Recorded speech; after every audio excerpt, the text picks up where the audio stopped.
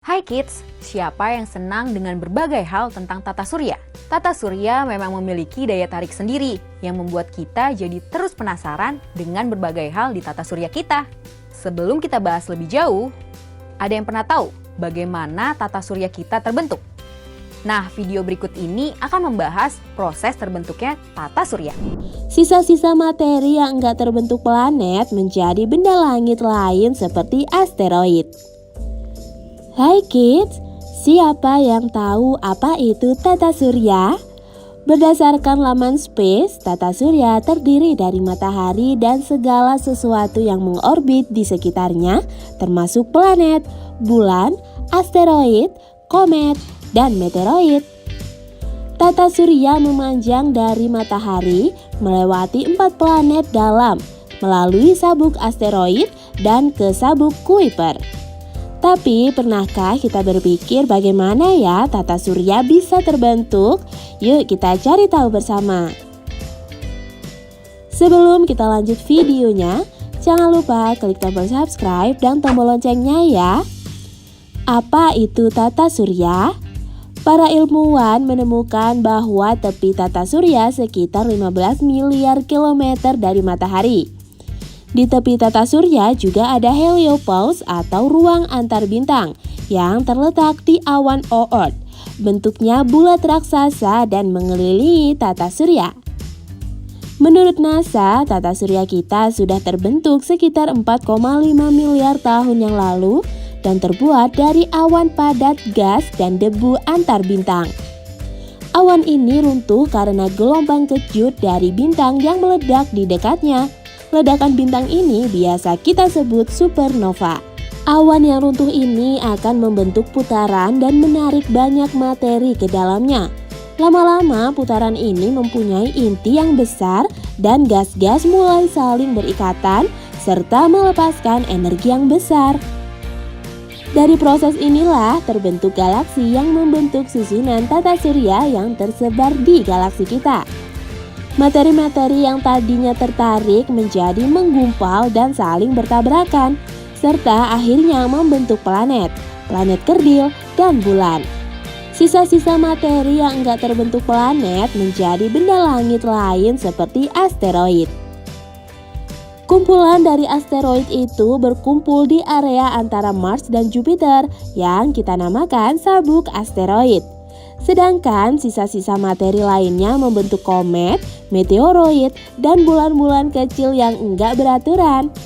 Sekarang yuk kita bahas teori pembentukan tata surya lainnya ya kids, selain teori tadi. Teori pembentukan tata surya. Teori planetesimal. Thomas C. Chamberlain dan Forrest R. Moulton mengemukakan teori ini pada 1905. Berdasarkan penelitian mereka, tata surya kita terbentuk secara serempak. Awalnya sebuah matahari belum dinamakan matahari dan ada bintang lain yang berdekatan hingga materinya tertarik. Materi itu membentuk planet-planet yang ada sekarang ini. Namun teori ini lemah karena pembentukan tata surya seperti ini jarang terjadi.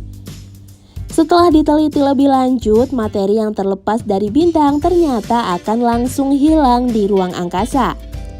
Teori nebula atau teori kabut. Penemu teori ini yaitu Immanuel Kant pada 1755 dan Pierre Simon de Laplace pada 1796.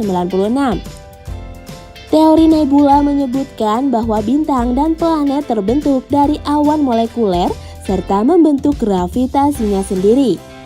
Awan molekuler tersusun dari gas hidrogen dan helium hasil dari ledakan besar atau Big Bang. Karena gaya gravitasi, partikel-partikel ledakan berikatan dan bertabrakan hingga membentuk planet, bintang, dan benda-benda langit lainnya. Teori Kuiper. Menurut Gerald P. Kuiper, awalnya terdapat sebuah nebula besar berbentuk piringan cakram. Pusat piringan ini kita sebut proto-matahari. Sementara massa gas yang berputar mengelilingi proto-matahari kita sebut protoplanet. Protomatahari menjadi sangat panas, sedangkan protoplanet menjadi dingin dan mulai menguap serta menggumpal menjadi planet. Nah, itulah beberapa teori tentang pembentukan tata surya. Kita jadi tahu kan, kids, bagaimana proses pembentukan tata surya. Informasi apa lagi nih yang mau kita bahas? Planet yang ada di tata surya kita memiliki karakteristik masing-masing. Karakteristik dan juga posisi setiap planet ini nggak sembarangan. Hal-hal inilah yang membuat setiap planet dikelompokkan menjadi planet luar dan juga planet dalam.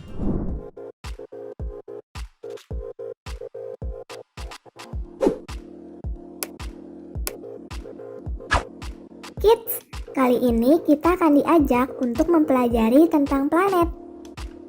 Planet merupakan benda langit yang bersinar karena memantulkan cahaya dari bintang dan bergerak mengelilingi bintang. Bintang besar yang dikelilingi oleh planet-planet kita kenal dengan matahari. Planet merupakan benda langit yang gak berkelap-kelip seperti bintang, karena planet gak bisa menghasilkan cahaya. Menurut Alan Stan dan Hal Levinson, planet merupakan benda keplanetan yang terikat dengan orbitnya yang mengelilingi sistem multibintang dan bintang tunggal. Selanjutnya, akan kita cari tahu tentang pembagian planet berdasarkan jaraknya dengan matahari berikut dengan ciri-cirinya. Yuk kita cari tahu. Sebelum kita lanjut videonya, jangan lupa klik tombol subscribe dan tombol loncengnya ya. Planet dalam. Planet dalam terdiri dari Merkurius, Venus, Bumi, dan Mars. Pengelompokan ini disebabkan karena planet-planet memiliki jarak yang dekat dengan matahari dibanding planet-planet lainnya. Planet dalam memiliki ciri-ciri sebagai berikut. 1. Memiliki 1 atau 2 satelit atau bahkan nggak memilikinya sama sekali. 2. Planet terbuat dari batu dan logam dan nggak bercincin. 3. Ukuran dan massa planet dalam jauh lebih kecil dibandingkan dengan planet luar. 4. Jarak planet dalam dari matahari kurang dari 250 juta kilometer. 5. Periode revolusinya lebih singkat dibandingkan dengan proses rotasi yang lebih lambat. Planet luar. Kelompok planet luar terdiri dari planet Jupiter, Saturnus, Uranus, dan Neptunus. Planet-planet ini berjarak sangat jauh dari matahari dibanding dengan planet dalam. Planet luar memiliki ciri-ciri yaitu 1. Punya banyak satelit, ada yang berjumlah lebih dari 10. 2. Planet luar terbuat dari hidrogen dan helium serta memiliki cincin. 3. Ukuran dan masanya lebih berat dan besar daripada ukuran dan massa planet-planet dalam. 4. Jaraknya ke matahari lebih dari 750 juta kilometer. 5. Periode revolusinya berlangsung lambat, tapi periode rotasinya berlangsung cepat. Itulah ciri-ciri planet berdasarkan pengelompokan jaraknya ke matahari. Berdasarkan resolusi planet yang diperbarui pada 2006, Pluto nggak lagi dianggap sebagai bagian dari tata surya karena belum bisa membersihkan orbitnya dari benda-benda langit kecil yang tersebar di sana. Walaupun sudah dikelompokkan dan memiliki posisinya masing-masing, namun setiap planet bergerak dan menyebabkan berbagai perubahan. Tapi kenapa setiap planet nggak pernah bertabrakan ya? Yuk kita cari tahu jawabannya. Hal tersebut terkenal dengan istilah rotasi dan revolusi.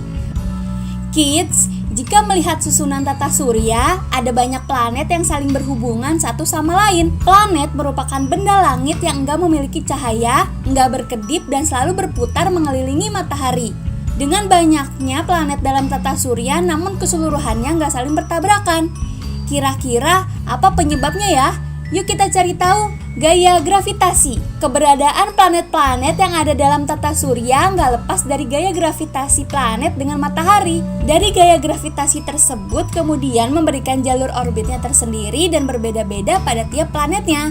Semakin besar ukurannya, gaya gravitasinya juga semakin besar. Berdasarkan NASA Space Place, setiap planet bisa memiliki gaya gravitasi yang berbeda-beda.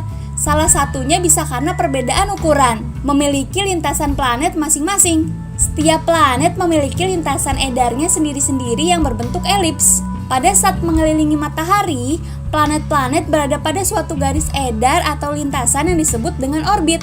Fungsi orbit ini menjaga agar planet nggak keluar dari garis lintasannya, sehingga jarang sekali antar sesama planet bertabrakan. Sebelum kita lanjut videonya, jangan lupa klik tombol subscribe dan tombol loncengnya ya. Setiap planet memiliki revolusi dan rotasi berbeda. Jika melihat aktivitas planet di tata surya, maka dapat terlihat bahwa benda-benda langit tersebut akan beredar mengelilingi matahari. Hal tersebut terkenal dengan istilah rotasi dan revolusi.